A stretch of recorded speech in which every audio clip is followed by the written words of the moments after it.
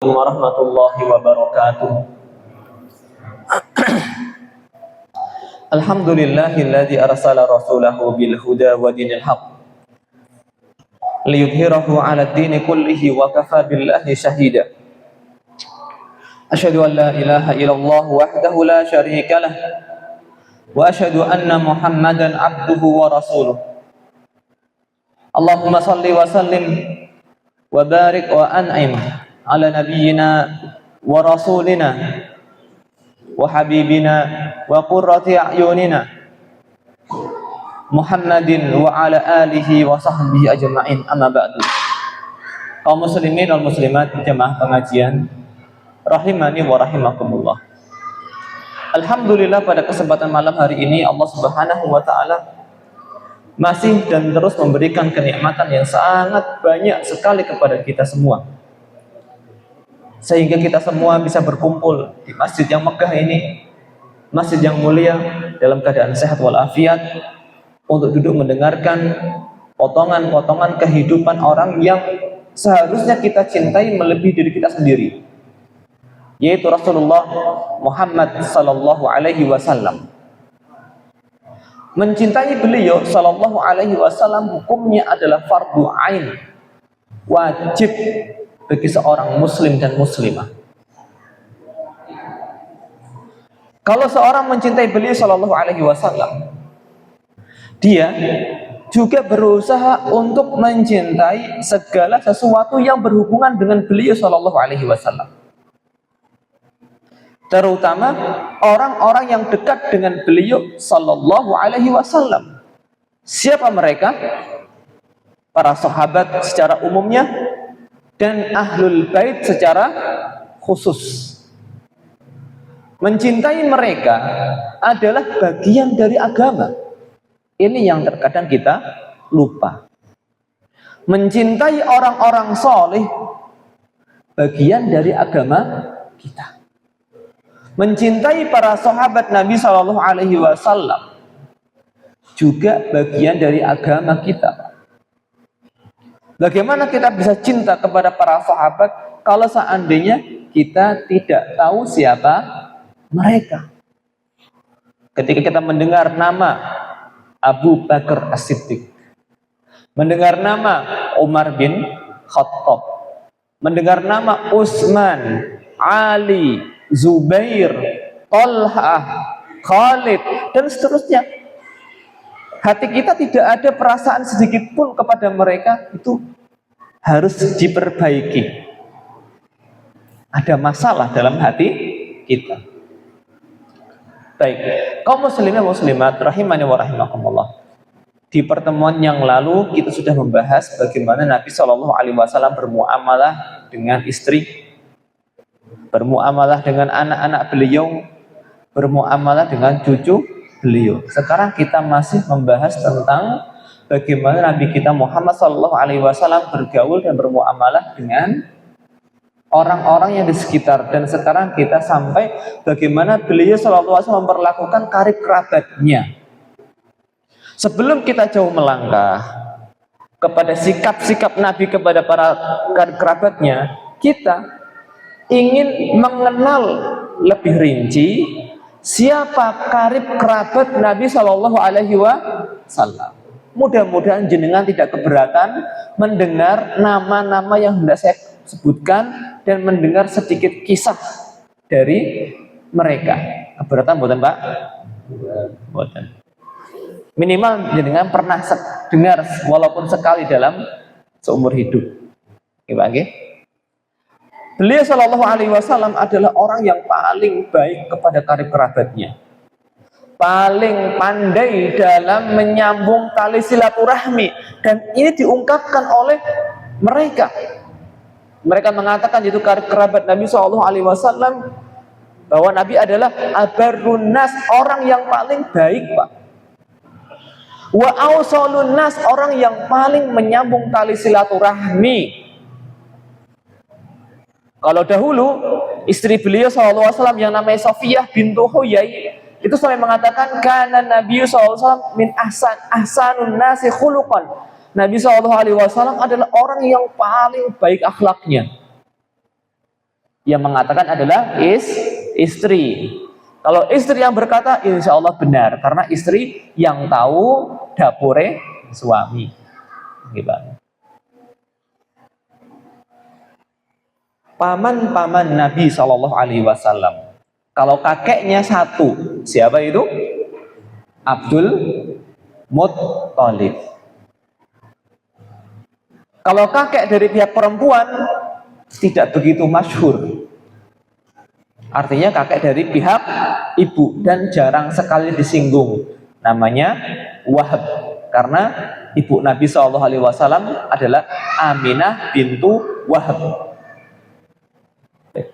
Adapun kakek Nabi SAW adalah Abdul Muttalib. Dan Abdul Muttalib mengasuh Nabi SAW dari umur 6 tahun sampai umur 8 tahun. 2 tahun pengasuhan yang dipenuhi dengan kasih sayang. Sehingga Abdul Muttalib banyak disebutkan di awal buku-buku sirah nabawiyah. Nah, yang dibahas sekarang, siapa paman-paman Nabi Shallallahu Alaihi Wasallam? Di antaranya ada yang jenengan kenal. Beliau adalah yang pertama, Hamzah bin Abdul Muttalib. Kemudian Al-Abbas bin Abdul Muttalib. Kemudian ada Abu Talib. Kemudian ada Abu Lahab. Ini yang paling terkenal. Jangan sampai yang paling terkenal saja jenengan tidak tahu. Apalagi yang tidak terkenal, Pak. Hamzah. Hamzah itu, Pak, adalah paman Nabi Shallallahu Alaihi Wasallam yang paling beliau suka. Dikenal dengan Asadullah, singanya Allah Subhanahu Wa Taala. Karena dikenal sebagai orang yang kuat dan pemberani. Jadi kisahnya, Pak, tidak ada yang berani sama Abu Jahal. Sahabat Jahal itu nggak ada yang berani sama Abu Jahal, Pak, kecuali Hamzah. Suatu hari, Pak, Abu Jahal itu mencela Nabi Shallallahu Alaihi Wasallam habis-habisan. Kemudian dia balik, ngumpul dengan teman-temannya. Ketika itu Hamzah sedang pulang berburu. Tiba-tiba ada yang laporan. Ya Abu Umarah. Abu Umarah itu Hamzah, nama kunyahnya Hamzah. Tadi Abu Jahal itu mencela keponakanmu dengan celaan yang sangat keras sekali. Benar gak? Akhirnya Hamzah langsung pergi ke Abu Jahal dan kerumunannya, Pak. Langsung dia apa? Dikeprok Pak Abu Jahal sampai berdarah-darah. Dan ketika orang-orangnya Abu Jahal mau melawan sama Abu Jahal, dilarang. Jangan, ini Hamzah, jangan main-main kalian. Berarti memang luar biasa. Hamzah ini meninggal ketika perang Uhud. Perang apa, Pak? Uhud. Dan meninggalnya dengan cara curang, diserang dari belakang. Dengan tombak. Yang membunuh adalah seorang budak Afrika namanya Wahsy. Wahsy, atas perintah dari Hindun bin Utsbah. Nah, Hindun bin Utsbah ini di perang Badar itu sebelum perang Uhud, bapaknya mati, pamannya mati, saudaranya mati di tangan Hamzah. Dia dendam sekali, Pak, dendam sekali Hindun bin Utsbah itu. Akhirnya dia menyuruh Wahsy, kalau kau berhasil membunuh Hamzah, ini semua perhiasan yang aku miliki untuk kamu. Iya kan? Berhasil membunuh Hamzah. Setelah itu, Pak, di akhir peperangan Uhud itu perutnya Hamzah dibuka. Akhirnya hatinya dikeluarkan, mau dimakan oleh Hindun, tapi nggak bisa. Nggak kolu bahasa Jawanya, Pak. Nggak kolu. Ini Hamzah. Kemudian paman kedua beliau, Al-Abbas bin Abdul Muttalib. Al-Abbas bin Abdul Muttalib. Ini di awal-awal Islam, beliau belum masuk Islam. Masuk Islam terakhiran. Dia mengatakan ketika Fathu Mekah, tahun ke-13 kenabian, Fathu Mekah, Al-Abbas baru masuk Islam. Dan beliau ini adalah orang yang soleh sekali, Pak. Orang yang sangat soleh. Di zaman Umar bin Khattab pernah terjadi kekeringan. Umar itu ketika doa istisqa, minta doanya Abbas, mengatakan, wahai Abbas, dulu kami ketika zaman Nabi SAW, ketika mau istisqa, kami minta Nabi yang berdoa. Sekarang Nabi sudah tiada, tolong doa, engkau yang berdoa. Al-Abbas bin Abdul Muttalib. Paman yang kedua adalah Abu Thalib. Abu Thalib namanya Abdu Manaf. Abu Thalib namanya Abdu Manaf. Beliau adalah paman yang mengasuh Nabi SAW setelah sepeninggal kakek beliau Abdul Muttalib. Sampai beliau dewasa, beliau dalam pengasuhan Abu Thalib. Dan Abu Thalib ini memang dipeseni oleh Abdul Muttalib untuk menjadi pengasuhnya Muhammad SAW. Kenapa? Alasannya karena Abu Thalib itu adalah saudara kandung dari Abdullah. Abdullah itu sinten, Pak? Ayahnya Nabi Muhammad SAW. Jadi ini paman kandungnya Nabi SAW. Siapa itu? Abu Thalib. Abu Thalib, masya Allah, pembelaan kepada Nabi SAW itu sangat besar sekali, Pak. Tidak ada yang berani macam-macam kepada Nabi SAW ketika Abu Thalib masih hidup. Tidak ada. Kalaupun ada, itu belum menyentuh ranah fisik, baru mencela. Nyentuh Nabi itu belum berani. Kaum musyrikin itu berani menyentuh Nabi SAW kapan? Ketika Abu Thalib meninggal.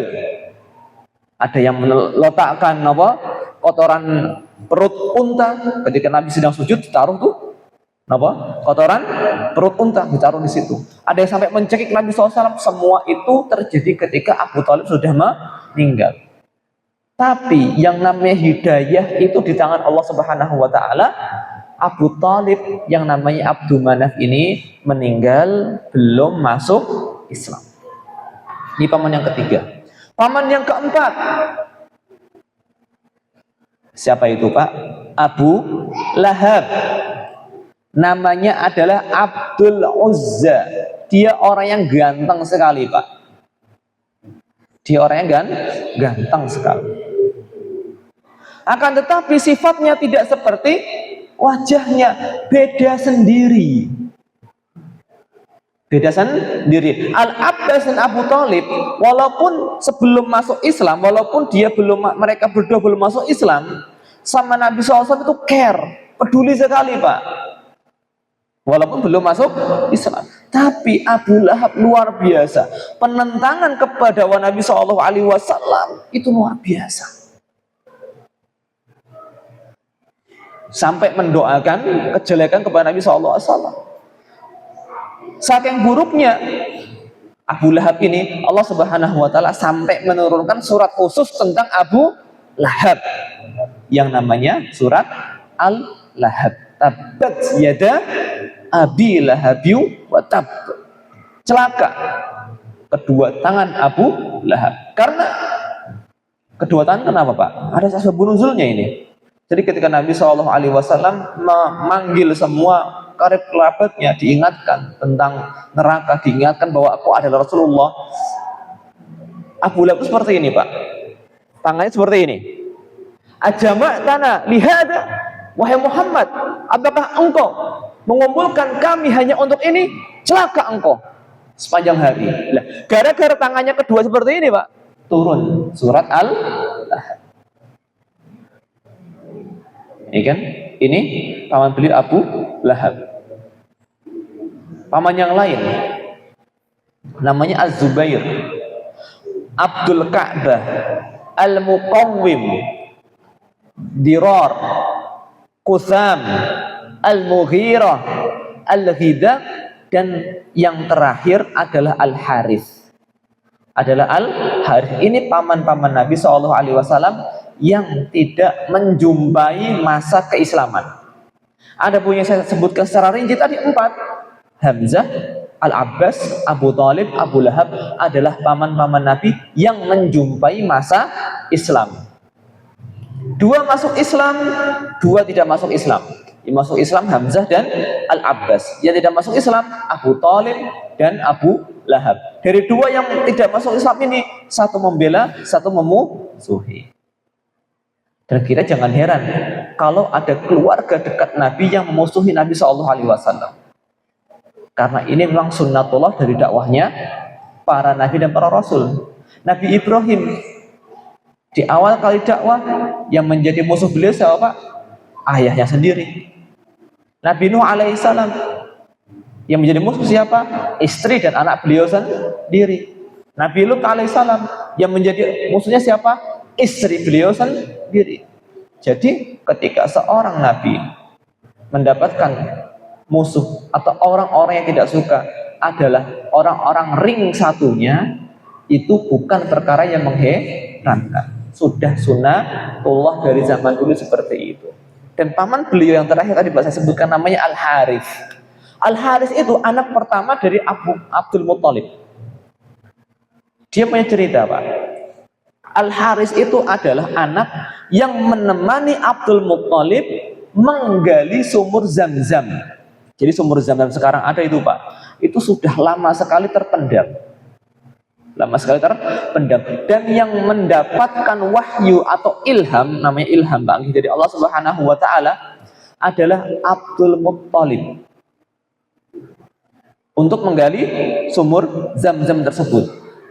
Ditemani oleh anaknya Al-Harits, namanya Al-Harits, ya kan?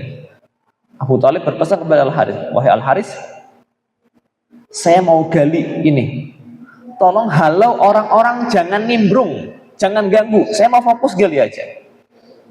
Gara-gara Al-Harits cuma satu, dia kewalahan, sehingga Abdul Muthalib sampai bernazar, kalau seandainya besok saya punya 10 anak, tak sembelih satu. Seandainya saya nanti punya 10 anak, tak sembelih satu. Dan benar, ketika sudah waktunya lama sekali, Pak, ketika anaknya sudah lebih dari 10, Abdul Muthalib mau mewujudkan nazarnya dulu, Pak. Jadi ingat, Pak, orang Arab itu sangat perhatian sekali dengan nazar. Sangat perhatian. Ketika dalam kondisi susah kemudian ngucap, itu mereka benar-benar perhatian. Sakit misalkan, oh nanti kalau saya sakit, kalau saya sembuh saya mau nyembelih sapi 15. Itu diingat terus, nggak mungkin nggak dilaksanakan kalau dia mampu. Nah, benar, Abdul Muthalib itu sampai mau menyembelih salah satu anaknya dengan cara apa? Diundi. Kocok pertama keluar nama Abdullah, kocok kedua keluar Abdullah, kocok sampai keempat, kelima yang keluar adalah Abdullah semuanya. Tapi keluarganya itu nggak ada yang setuju. Wahai Abdul Muthalib, jangan lakukan. Kenapa? Khawatir nanti diikuti oleh orang-orang Arab lainnya. Kalau nazar nyembelih anak. Kenapa diikuti? Iya, karena Abdul Muthalib itu tokoh penting dari orang-orang Quraisy. Yang namanya tokoh kan diikuti, Pak. Nah, tokoh diikuti. Lah ini paman Nabi SAW. Yang paling penting adalah 4 orang yang sudah mendapati masa Islam. Kemudian siapa? Bibi Nabi SAW. Yang pertama adalah Sofiyah. Sofiyah ini masuk Islam, Pak. Sofiyah masuk Islam. Ibu dari seorang sahabat Nabi namanya Zubair bin Al-Awwam. Zubair bin Al-Awwam. Ini yang pertama. Yang kedua namanya Atikah. Atikah. Yang ketiga namanya Barrah. Yang keempat namanya Arwa. Yang kelima Umaymah. Yang keenam Ummu Hakim Al-Bayda. Ini bibi Nabi SAW ada sekitar 6. Yang paling terkenal itu adalah Sofiyah. Sofiyah karena ibu dari Zubair bin Awwam. Zubair bin Awwam. Baik. Kemudian yang berikutnya, anak-anak dari paman Nabi SAW. Kalau anak paman berarti sepupu, Pak. Sepupu Nabi kita Muhammad SAW. Kan kita membahas bagaimana Nabi SAW bergaul dengan karib kerabat. Kan kita perlu tahu siapa karib kerabat beliau. Ya kan? Ada sekitar 25 orang, Pak. Sepupu selawe. Akeh mboten, Pak? Akeh banget. Wong pamane pipiro wau? Meh selusin, Pak, nggih. Hampir 12 orang paman beliau Nabi SAW. Berarti sepupunya juga banyak. Yang paling terkenal Thalib bin, sebentar, di antara mereka semuanya masuk Islam kecuali 2 orang. Semua 25 orang ini semuanya masuk Islam kecuali 2 orang.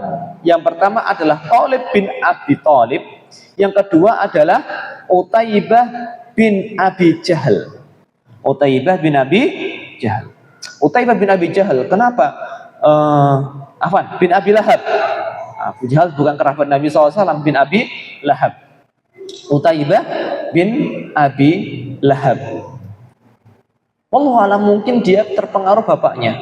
Bapaknya nggak suka sama Nabi, ibunya juga tidak suka sama Nabi SAW, sehingga hawanya kalau di rumah itu ngobrolin kejelekan Nabi SAW terus, sehingga anaknya terpengaruh. Nah, Utaibah ini pernah didoakan keburukan oleh Nabi SAW karena perilakunya sangat buruk kepada beliau SAW. Nabi berdoa keburukan apa? Allahumma sallit alaihi kalban min kilabika. Ya Allah, semoga salah satu anjing dari anjing-anjingmu itu menyerang Utaibah atau membunuh Utaibah ini. Benar, Pak. Suatu saat Utaibah ini safar, tiba di sebuah tempat, tiba-tiba dia mendengar auman singa, Pak. Dia mendengar auman singa. Ketika mendengar auman singa ini, langsung tek, kelingan sinten, Pak? Doanya Nabi SAW, karena ini doa dipanjatkan atau diucapkan di depan Utaibah. Langsung kelingan. Ketakutan ketika itu, Pak, langsung keluar keringat dinginnya, langsung meminta agar orang-orang melindungi dia. Ya kan? Akhirnya dia ditempatkan di tengah-tengah orang-orang. Ditumpuk di sekitarnya barang-barang dagangan, karena safarnya ketika itu untuk dagang. Ditumpuk barang dagangan banyak sekali, Pak. Tapi anehnya, ketika malam hari, singa itu seperti tertuju kepada satu orang saja. Tidak menyerang yang lain, tapi hanya menyerang Utaibah bin Abi Lahab sampai mati. Baru ketika di pagi hari didapatkan Utaibah sudah tewas mengenaskan karena diserang oleh seekor singa. Ini Utaibah bin Abi Lahab. Berikutnya, siapa sepupu-sepupu Nabi? Ya kan? Yang paling terkenal itu Ali bin Abi Thalib radhiyallahu taala anhu, yang menjadi khalifah keempat kaum muslimin, dan beliau adalah anak kecil yang pertama kali beriman kepada Nabi SAW. Ali bin Abi Thalib, seorang yang sangat pemberani sekali. Yang kedua, masnya Ali, namanya Ja'far bin Abi Thalib. Ja'far, Pak, ini orangnya luar biasa. Sebenarnya tidak kalah dengan Ali bin Abi Thalib. Ja'far, sayang umurnya nggak panjang. Umurnya tidak panjang. Ja'far itu di tahun kelima kenabian, sebagian kaum muslimin itu menyelamatkan agama mereka, pergi ke tanah Habasyah, ke negeri yang namanya Ethiopia, Pak. Di benua lain, benua Afrika, ada beberapa kaum muslimin, di antaranya adalah Ja'far bin Abi Thalib bersama istrinya. Baru kembali dari Habasyah menuju Madinah. Kenapa nggak ke Mekah? Karena Nabi SAW ketika itu sudah hijrah ke Madinah. Baru kembali tahun ke-7 Hijriah. Pertanyaannya, berarti berapa lama Ja'far tinggal di Habasyah? Dari tahun ke-5 kenabian sampai 7 Hijriah. Jadi kalau dalam ilmu sirah itu ada 2 patokan, Pak, tahun. Ada tahun kenabian, ada tahun hijriah. Kalau tahun kenabian itu sebelum Nabi SAW hijrah. Kalau setelah hijrah namanya tahun hijriah. Sekitar 13 tahun tinggal di Habasyah. 13 tahun itu lama atau sebentar, Pak? Merantau 13 tahun nggak pulang kamu halaman itu sebentar atau lama itu, Pak? Lama sekali, Pak. Di sana Ja'far itu berhasil mengislamkan Najasyi loh, Pak. Raja Habasyah. Dan menjadi satu-satunya orang yang Islam di Habasyah itu Najasyi, rajanya sendiri. Dan beliau berhasil berdialog dengan Najasyi sehingga kaum muslimin bisa aman di negeri Habasyah. Orangnya pintar sekali ngomong. Ketika kembali ke Madinah, datang ke kota Madinah, ketika itu kaum muslimin baru berhasil menaklukkan benteng Khaybar yang dikuasai oleh orang-orang Yahudi. Dan menaklukkan benteng Khaybar itu bukan perkara yang ringan, itu berat sekali, Pak. Berat untuk ditaklukkan, dan setelah takluk Khaybar itu menjadi lumbung pangan utama bagi kaum muslimin. Sehingga Nabi SAW ketika Ja'far datang sempat mengatakan, saya nggak tahu lebih senang mana antara kedatangan Ja'far atau ditaklukkannya Khaybar. Saking senangnya, Pak, ketemu saudara setelah 13 tahun pisah, gimana rasanya, Pak? Apalagi saudara seiman, seislam, ya kan? Luar biasa. Ini siapa, Pak? Ja'far. Meninggalnya kapan? Ketika tahun ke-8 Hijriah. Datang ke Madinah tahun ke-7 Hijriah. Tahun ke-8 Hijriah diutus oleh Nabi SAW pergi ke Mu'tah untuk melawan orang-orang Romawi. Bayangkan, Pak. Orang-orang Romawi yang jumlahnya itu sekitar 200.000 melawan kaum muslimin yang jumlahnya 3.000.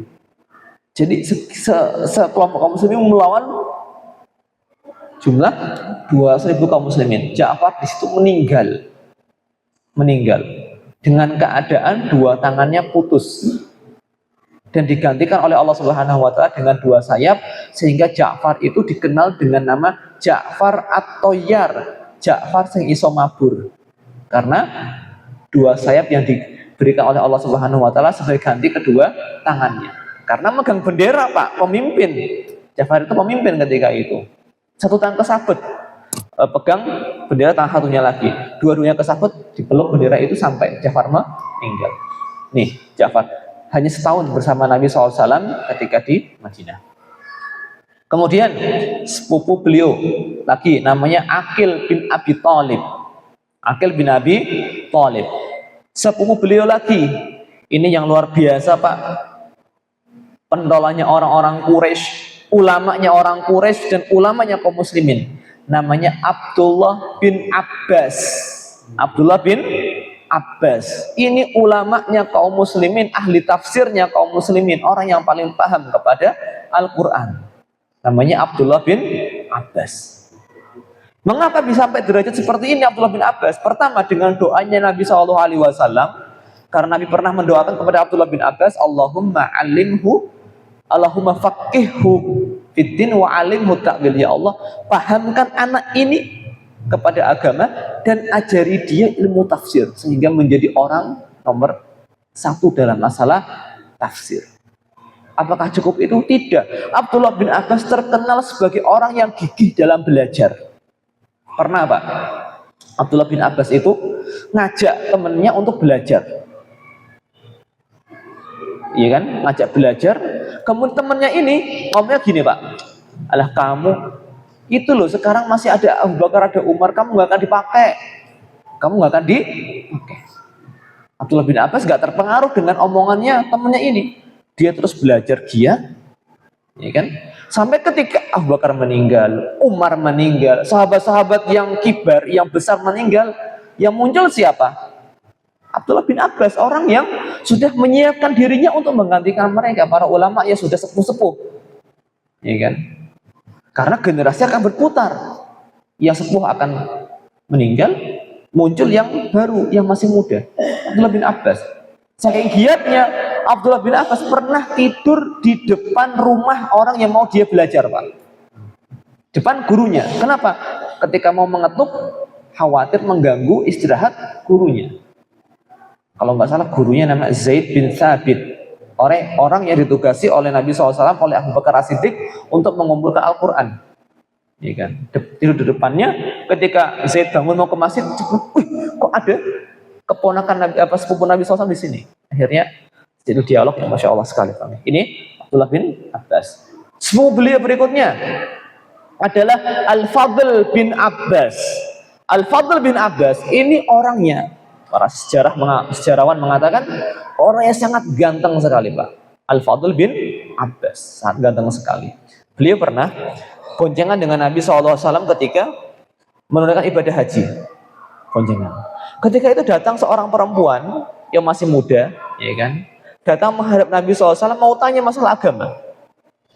Karena melihat yang dibonceng oleh Nabi SAW itu seorang pemuda ganteng sekali. Mereka berdua antara perempuan ini dengan Fadl bin Abbas saling tatapan, ya kan? Akhirnya sama Nabi SAW diapain, Pak? Di apa? Ngono, aja gelengan. Dipalingkan pandangannya, ya baik. Karena memang dalam agama kita itu disyariatkan untuk godol basar, untuk menundukkan pandangan. Tidak boleh itlaqul basar, tidak boleh apa? Melepas pandangan melihat lawan jenis dengan pandangan sepuasnya, nggak boleh seperti itu. Ini Al-Fadl bin Abbas. Kemudian sepupu beliau lagi Ubaidullah bin Abbas. Ada Kusan bin Abbas. Kusan bin Abbas adalah orang yang pertama kali, orang yang terakhir kali menyentuh jasad Nabi SAW di liang lahat. Namanya Kusan. Orang yang pertama kali mentas dari makam Nabi SAW adalah Kusan. Ikut memakamkan jenazah Nabi Muhammad SAW. Ada namanya lagi Abu Sufyan bin Al-Harith, anaknya Al-Harith paman Nabi SAW yang pertama, namanya Abu Sufyan. Ini orang, Pak, di awal-awal Islam sampai Fathu Mekah, berarti sekitar 20 tahun lamanya, sangat memusuhi dakwahnya Nabi SAW. Sangat memusuhi, Pak. Bahkan turun ayat-ayat Al-Quran yang mencela Abu Sufyan bin Haris. Jadi Abu Sufyan dalam sirah itu ada dua, Abu Sufyan bin Harb dan Abu Sufyan bin Haris. Yang terkenal itu adalah Abu Sufyan bin Harb, suami dari Hindun bin Umayyah, Hindun bin Utbah, yang tadi mau membunuh Hamzah bin Abdul Muttalib. Kalau Abu Sufyan ini kurang terkenal. Ketika mau masuk Islam, Nabi SAW sempat menolak, Pak, ya kan, di Fathu Mekah. Sebelum Fathu Mekah, Abu Sufyan bin Haris ini mau masuk Islam, tapi karena ingat ini orang bagaimana membenci, memusuhi, menyakiti Nabi SAW dengan ucapan, dengan syair-syairnya, Nabi sempat memalingkan muka, nggak mau ketemu dengan Abu Sufyan bin Al-Haris. Akhirnya apa, Pak? Akhirnya Abu Sufyan ingin mengambil hati Nabi SAW dengan cara apa? Yaudah, kalau begitu saya dengan anak saya tak pergi ke padang pasir. Kalau Nabi SAW nggak memaafkan, pergi ke padang pasir, berjalan sampai maut mendatangi kami, sampai mati. Kalau seandainya Rasulullah tidak memaafkan kami, tidak mau menerima keislaman kami. Ini Abu Sufyan. Setelah itu masuk Islam dan baik keislamannya. Artinya apa? Masuk Islam dan tidak goyah keislamannya. Baik. Kemudian sepupu Nabi SAW namanya Rabi'ah bin Haris. Rabi'ah bin Haris. Baik. Ini sepupu Nabi SAW. Sekarang anak-anak dari bibi Nabi SAW. Anak dari bibi. Kalau tadi saya sebutkan anak dari paman. Anak dari bibi, di antara mereka adalah Amir bin Baydha. Yang kedua adalah Abdullah.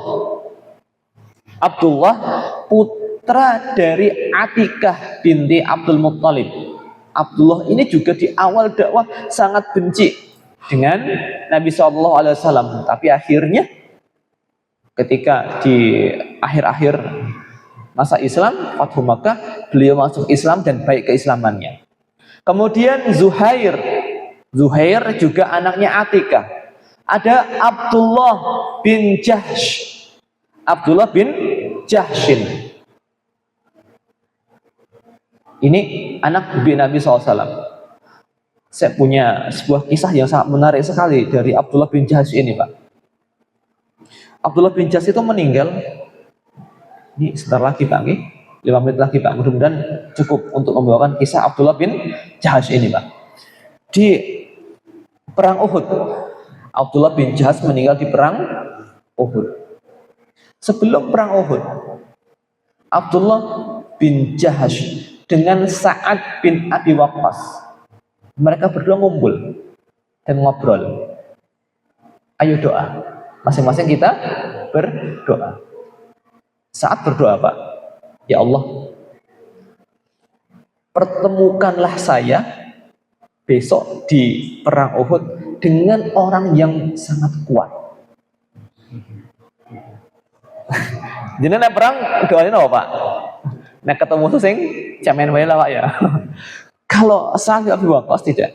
Ya Allah, pertemukanlah saya dengan orang yang sangat kuat, yang amarahnya itu besar. Tapi saya menang.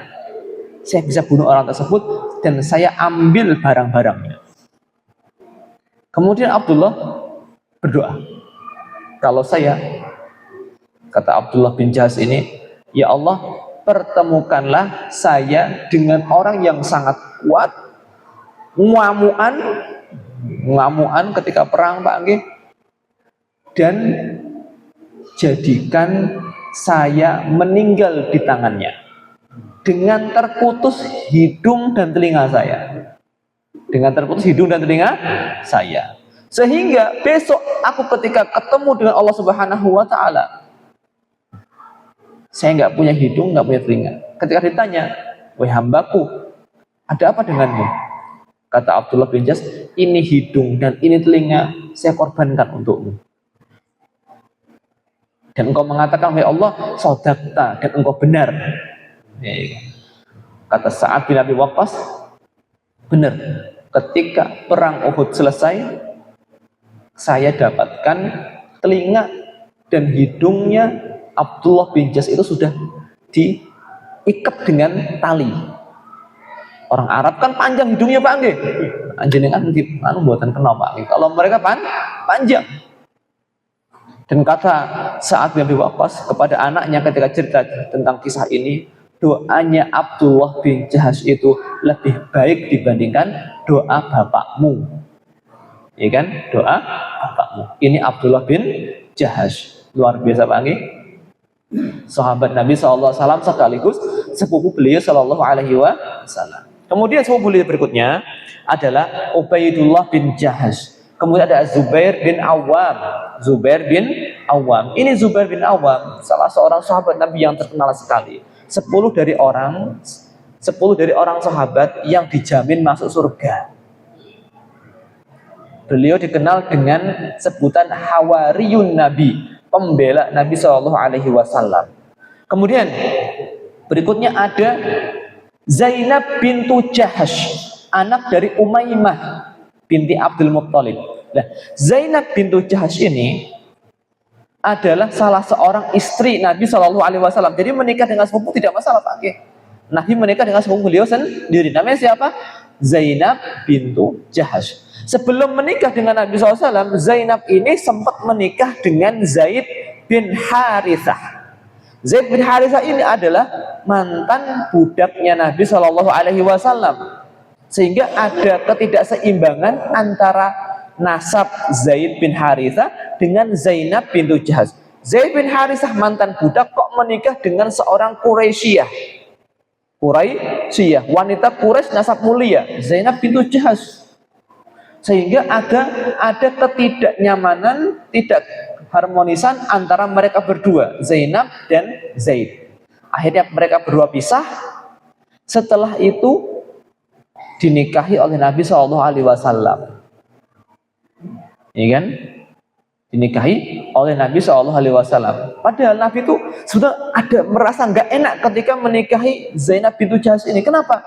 Mantan istri anaknya sendiri, atau mantan istri anak angkatnya sendiri. Di orang-orang zaman Arab jahiliyah dulu dilarang seorang menikahi mantan istri anak angkat. Tapi kalau mantan istri anak kandung tidak boleh. Tidak diboleh untuk dinikahi oleh ayahnya sendiri, tidak boleh.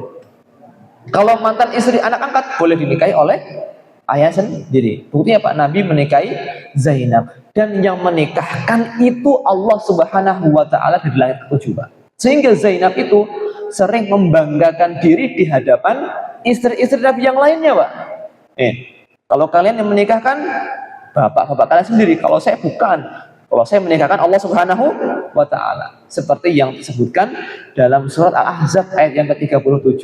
Falamma qada Zaidun minha wataran zawajnakaha. Ketika Zaid bin Haritsah sudah selesai masanya dengan Zainab bin Jahsh, kami nikahkan dia denganmu wahai Muhammad sallallahu alaihi wasallam. Ini Zainab binti Jahsh, sepupu Nabi SAW. Berikutnya sepupu Nabi SAW namanya Hamnah binti Jahsh.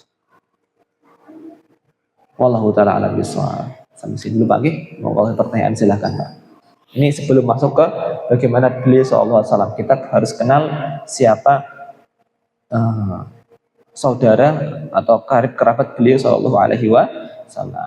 Monggo. Sebentar lagi adzan soalnya Pak.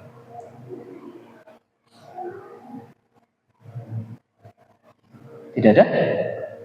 Kalau tidak ada saya tambah sedikit lagi Pak. Ini benar apa?